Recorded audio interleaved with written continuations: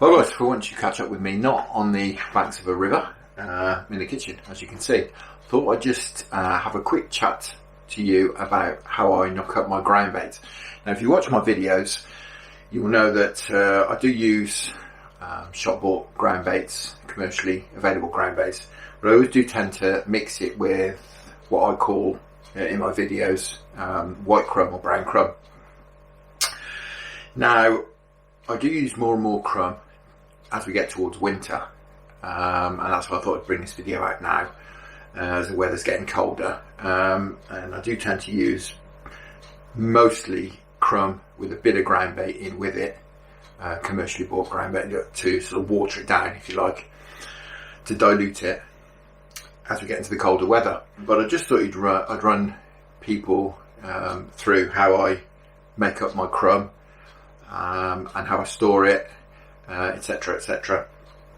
Now, I mean, lots of people take a few slices of bread to the bank, soak it in a bit of river water, mash it up, and they're happy with that. Well, that's brilliant, absolutely great.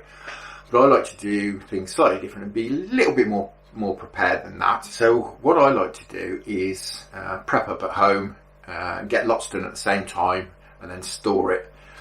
I do make a lot of my ground bait over the summer. I'll come on to the reasons for that a little bit later on in the video. But you know, you can also make it now, which I'm going to do now, and you can make it so cheaply as well. You save yourself an absolute fortune on shop bought crumb. For example, if I grab my loaves from down here,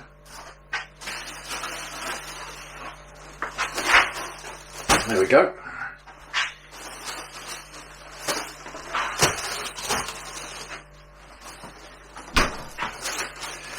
What I would suggest you do is get onto the offers counter at your local supermarket. Put 6 loaves here. Now these loaves are normally 36p. Well, I got half a dozen here for the princely sum of 26p.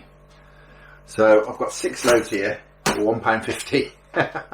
This is going to make a stack of ground bait, as you'll see in the end of the video. So you'll get £1.50's worth of ground bait, and you'll have stacks, absolutely stacks. So, to get started,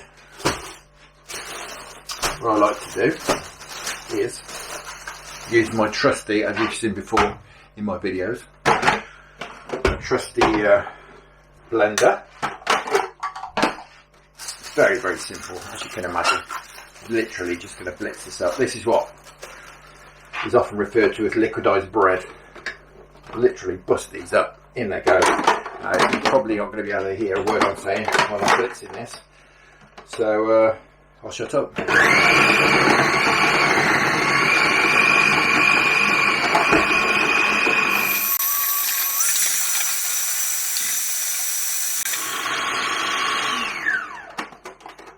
A few bigger bits just left in there,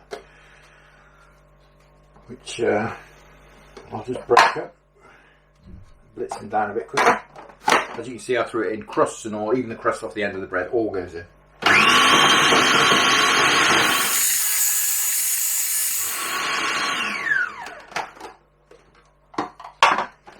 And there we are. You can see that. Lovely white crumb in there. Now, if I was using this just solely for chub fishing, I'll probably leave it like that, to be honest.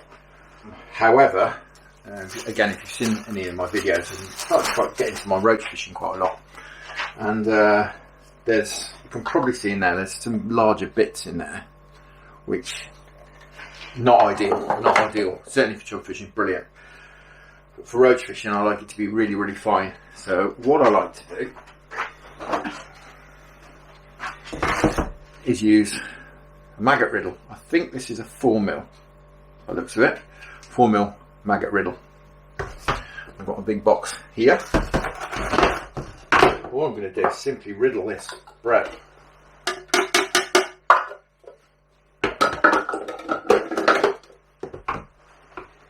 Hang that through there, and as you can see, hopefully, just took all the big bits out. Now they're not wasted either. What I'll do is just collect these up as I go along, and these will all get put back in through there, and we'll blitz it through, and until we're all down to tiny little crumb like that. Right, I'm going to get cracking on this. I can't imagine you want to watch me for the next 20 minutes blitzing half a dozen loaves of bread, but I'll come back to you in a minute when we've gone through all of this, and I'll show you the next stage.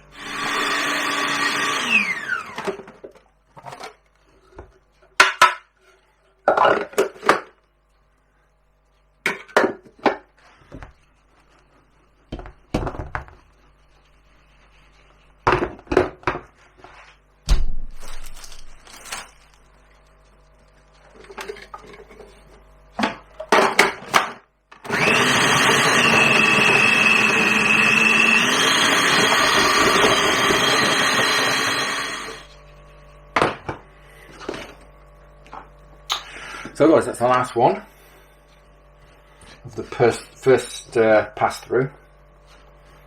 What I'm going to do now is collect all these bits, as you can see, probably in there. Those are all the big bits in that pot, so I've got, which didn't get chopped up in the first pass. So now I'm going to put these through again.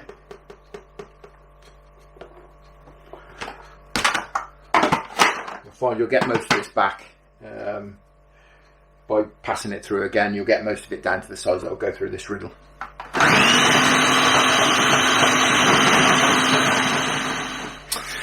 So guys, I think we'll get that. I'm going to let the birds have those. The last few bits, I've had a few more passes of the big bits through the food processor with the blades in, and these bits are obviously really rubbery and they don't want to break down, so that's fine, the birds can have those.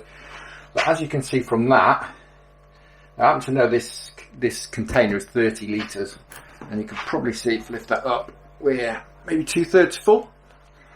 So it's about 20 litres of ground bait here from half a dozen loaves. 20 litres of ground bait for just over £1.50. You can't complain at all, can you? Now, you've got two options when you get to this stage for storing it. You can store it exactly like this, literally stick that in the chest freezer, it'll be absolutely fine. Obviously frozen, be lovely. The other alternative, if you struggle for space in your freezers, which I used to do till we bought a new chest freezer, was you can dry it. Now, if I was drying it, I certainly wouldn't do this much at a time. I would probably do just 2 loaves, and that's why I've got this funny shaped box actually, so it's nice and flat, so the surface area of the bread that's exposed is quite high. So you just put a couple of loaves in here, and what I do is every week when we do the weekly shop, I'll buy 2 loaves, cheapy loaves, and what I'll do is dry them out in here. Now, I've found in the summer the best place to dry this is on the passenger seat of my car. I drive to work in the morning, my car sits in the sunlight all day. Within 3 or 4 days, depending how warm it is, it's dry as a bone. Give it a stir on the way to work, give it a stir on the way back when it's next to me as I'm driving home, and it dries out fantastically. And I store it all in a big bucket in the shed, inside a metal bin away from the mice and rats, and it just keeps forever really when it's dry. This, I should probably put some of this in the freezer now, and I should probably put some of this, leave some of this in here and stick this in the airing cupboard, because it will dry in the airing cupboard as well. Now it's getting colder, now we're in October, the heating's on, so the airing cupboards are warm, so this will dry. But as I say, I would never try and dry out quite that much. You're never going to dry the bottom out. Certainly it will start to go mouldy before you dried it out. So if you're going to dry it, you're going to be doing bits at a time. I found 2 loaves is ideal in this size container. It's about 500ml that way, 350ml that way, and 150ml that way, just to give you an idea of the scale. And 2 loaves in here will dry within 3 or 4 days, as I say, on the passenger seat of my car or in the airing cupboard. The rest of it will go in a bucket in the freezer. It'll keep lovely, and this is kind of my blank canvas really for my ground bait. I use more commercially bought ones, shop bought ground baits in the summer, but I do mix some of this into it. I like to, as I said at the beginning, I like to dilute it down a little bit, but I use mostly this with a little bit of additives in it in the winter, perhaps some cheesy garlic if I'm after some chub, or a little bit of sort of Census or Angling Bait Company, roach. if I'm roach fishing, something like that. But I do like to have sort of mostly white crumb, and clearly you can do this with brown crumb as well. You could blitz up some brown loaves and do exactly the same thing. But it's as you can see, it's lovely and fine. I think that's coming across. It's been through that riddle, so there's no particles in here any bigger than 4mm. And like I say, your two options are freeze it or dry it. So really the purpose of the video was just to hopefully save you a few quid. I mean, as you can see, for £1.50 I've got 20 litres of groundbait here. Obviously, if I dry this, it will reduce down a little bit in volume. But of course, when you rehydrate it when you're at the river, it comes back again. So you don't lose anything, but you do get absolutely stacks in there. It's lovely and fluffy, and it's already been riddled, which is great as well. So there's no big particles in here. So I hope you've got something useful from the video.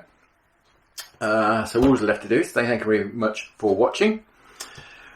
Tight lines, enjoy your own angling, and I'll see you on the bank very soon.